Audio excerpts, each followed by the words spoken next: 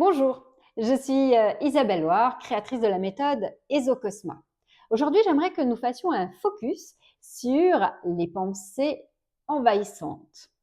Alors, comment notre esprit gère-t-il les pensées envahissantes? Et comment en est-il affecté? Eh bien, c'est très simple, notre esprit est complètement envahi.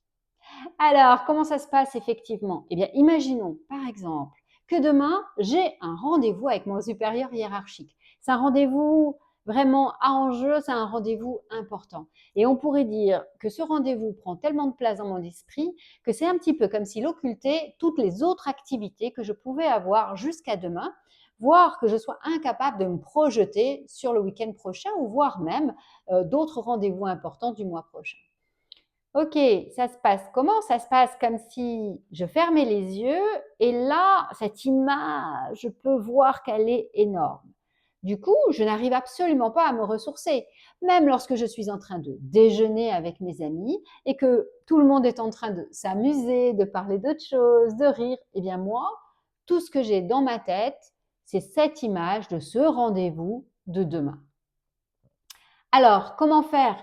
Comment est-ce qu'on peut redevenir un peu plus maître de la situation et comment on peut mettre notre cerveau un peu plus au service de nos propres enjeux? Parce que être obsédé par cette image ne va pas m'aider à avoir la juste attitude lors de cet entretien. La première chose que vous pouvez faire, et vous pouvez le faire là tout de suite, c'est juste penser à ce rendez-vous, penser à ce moment.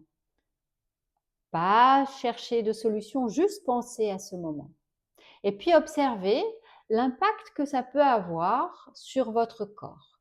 Quelles sont les sensations qui se dégagent? Y a-t-il des tensions? Si oui, où se trouvent-elles? Quel genre de tension y a-t-il?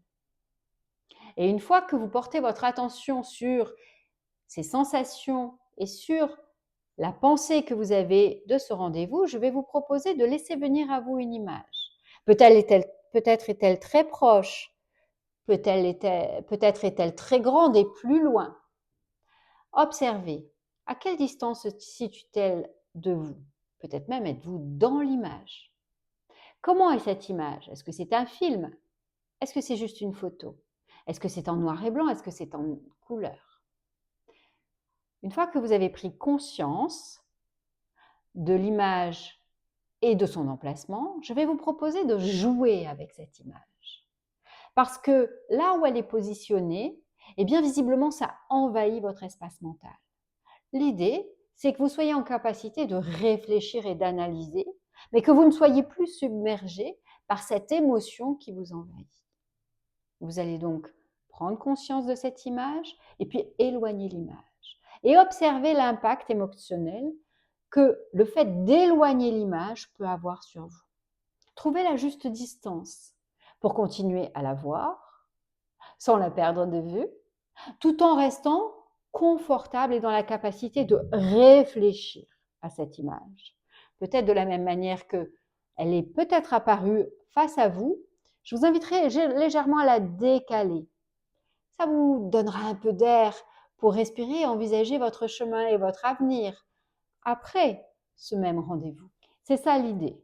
L'idée, c'est de trouver la juste place pour cette image de façon à comprendre qu'elle fait partie d'un tout et qu'elle n'est pas ce tout, qu'il y a un à côté, un avant, un après, et que vous avez cette capacité vous-même à analyser, à prendre des décisions et à donner le meilleur de vous-même dans cet entretien. Voilà, j'espère que cette pratique quotidienne, lorsque vous avez des pensées que vous trouvez trop encombrantes, pourra vous accompagner au mieux et vous aidera à garder la tête froide en toutes circonstances. Si cette vidéo vous a intéressé, je vous invite à vous abonner et à aller consulter d'autres vidéos sur l'espace mental. À très bientôt. Merci.